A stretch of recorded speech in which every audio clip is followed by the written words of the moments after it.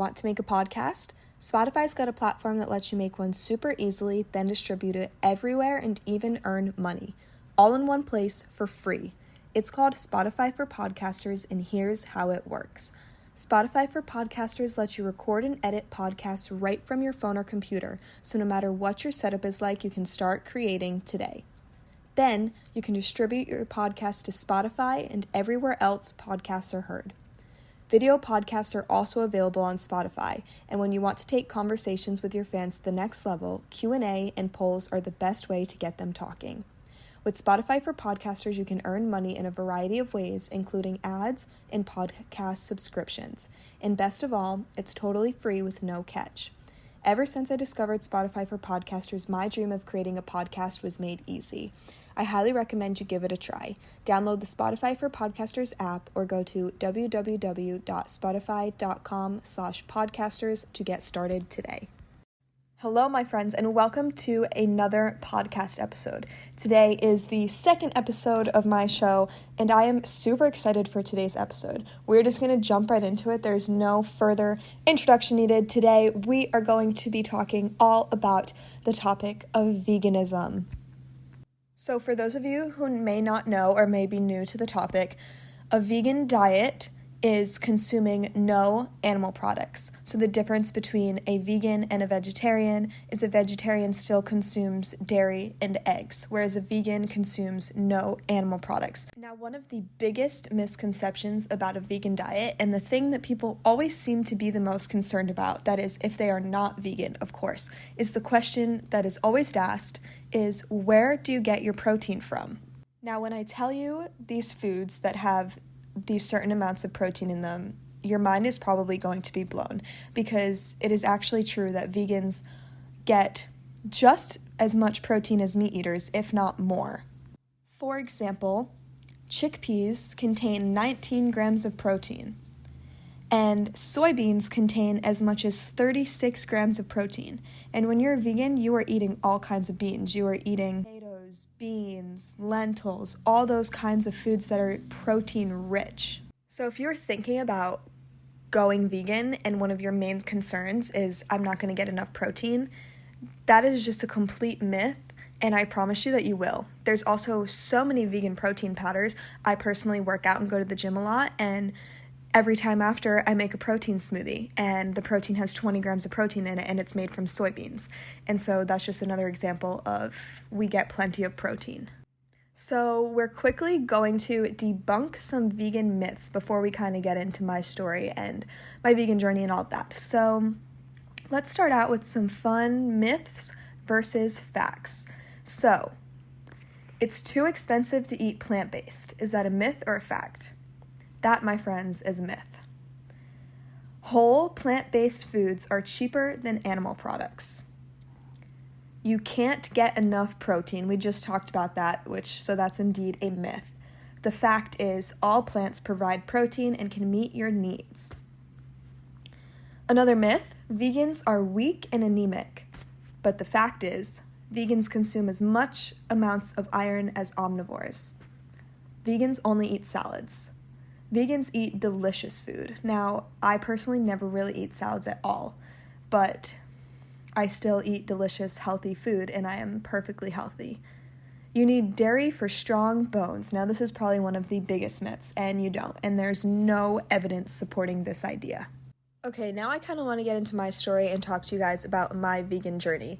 So, my journey started about 4 years ago was when I very first found out about veganism. I kind of wasn't even aware that it was a thing. I always knew what vegetarians were, and the idea never struck me as something that I would want to do or a lifestyle that I would want to live.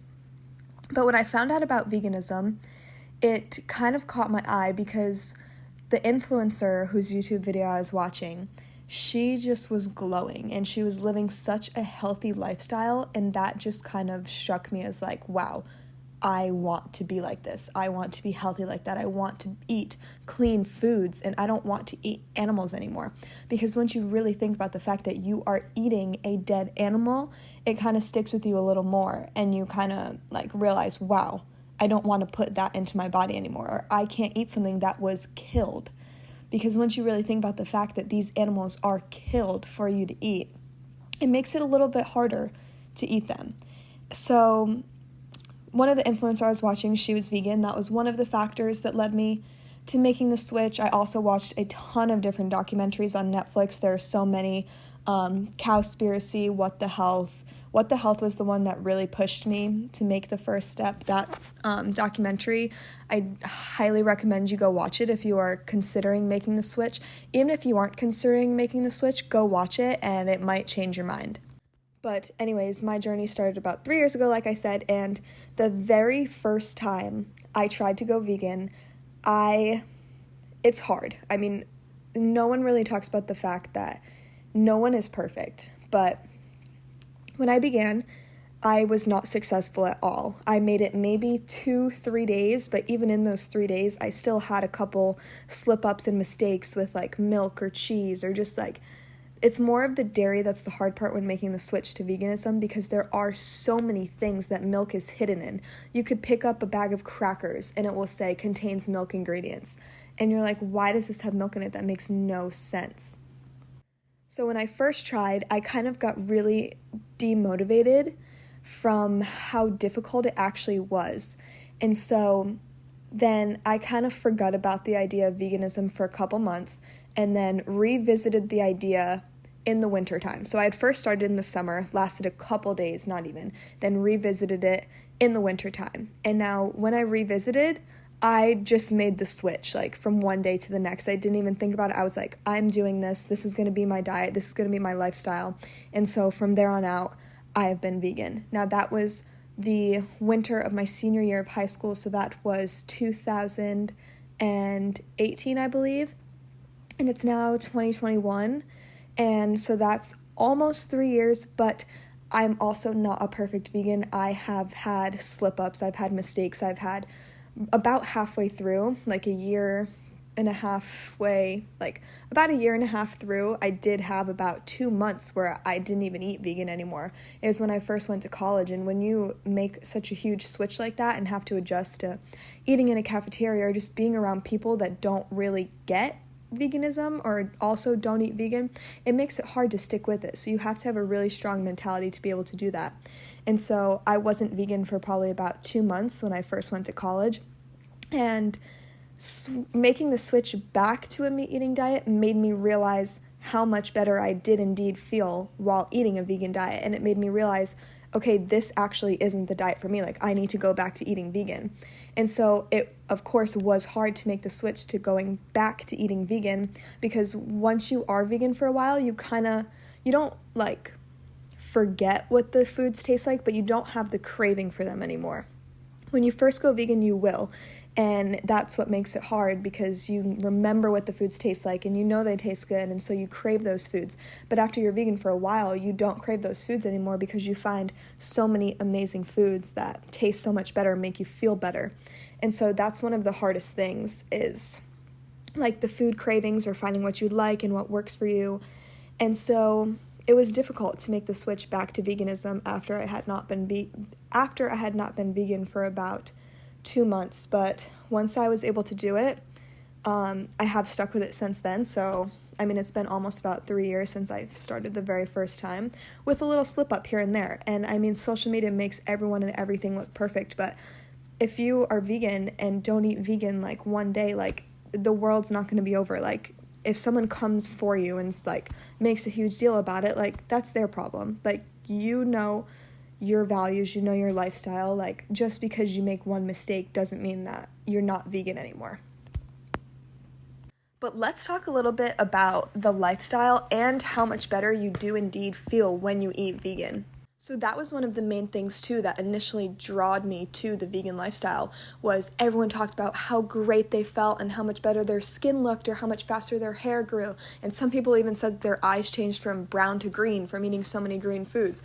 And so I was like, wow, like, I want to be super healthy. I want my skin to glow. Like, I want my eyes to change color. My eyes didn't change color. I mean, I think they honestly have gotten a little bit lighter brown.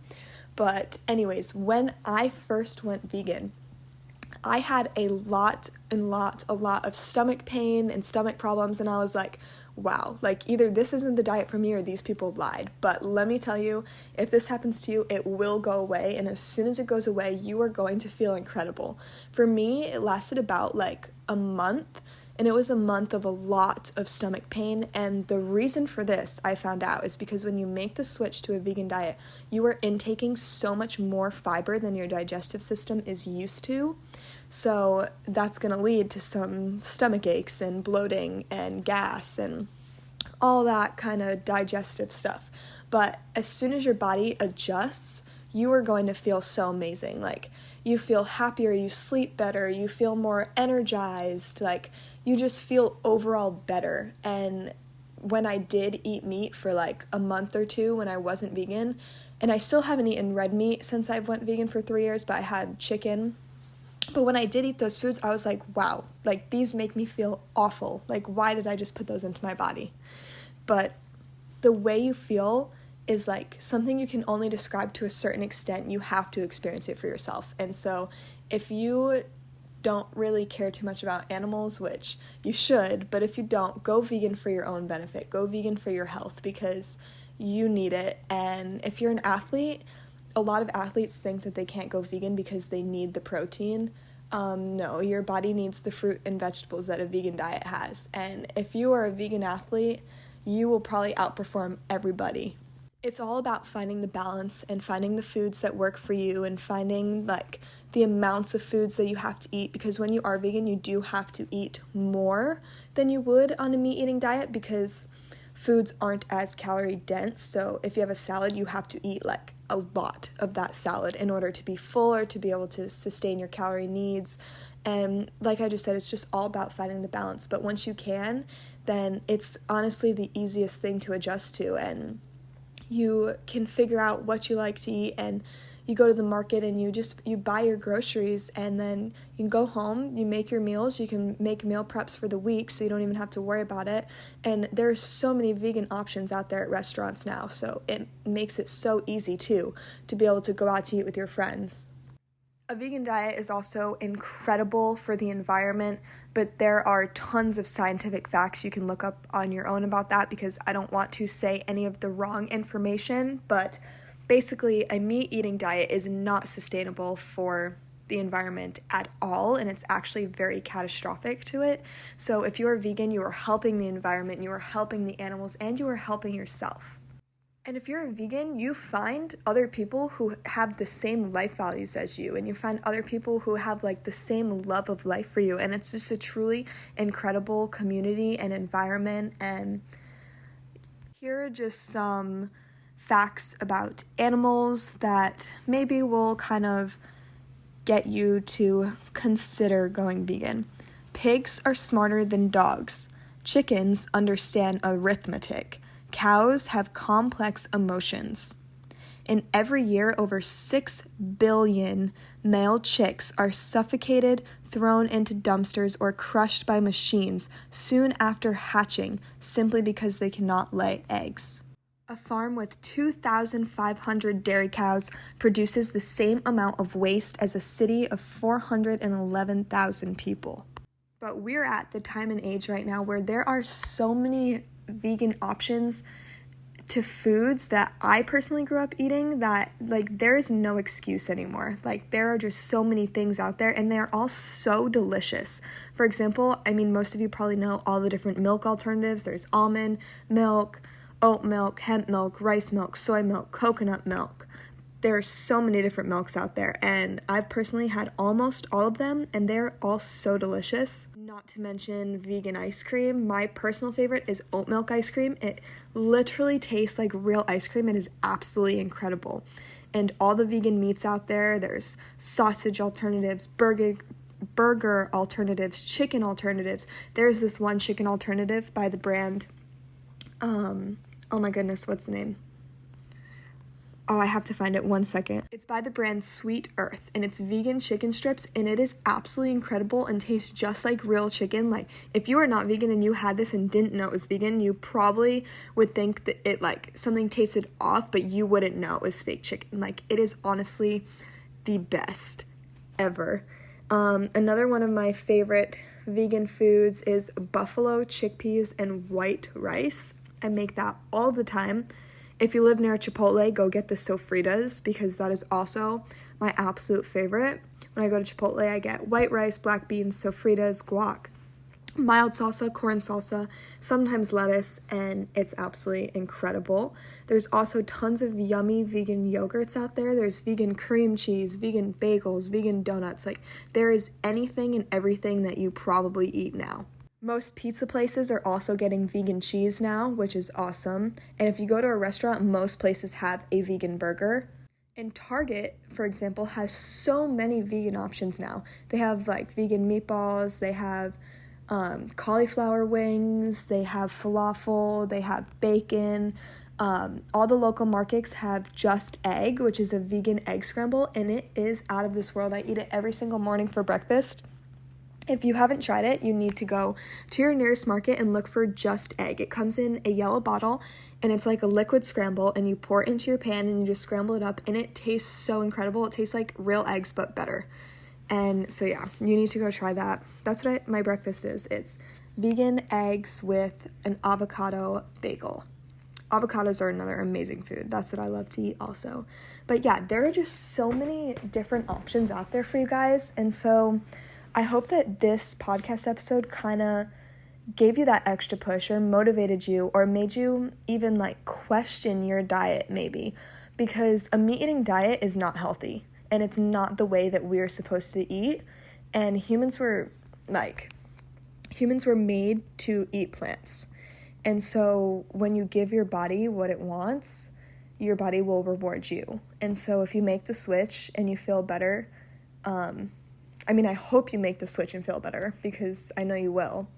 But yeah, I hope you guys enjoyed this episode, and I will see you guys next week. My challenge for you guys this week is to try to go at least one day fully vegan. And if you can't do one day, try to eat at least one vegan meal. Or another way you could do this challenge is try to eat at least one vegan meal every day this week. It could be breakfast every day vegan, it could be lunch every day vegan, or it could be dinner every day vegan. Try to either do one full day vegan or one meal every day vegan. So I hope you guys loved this episode, and I will see you next week.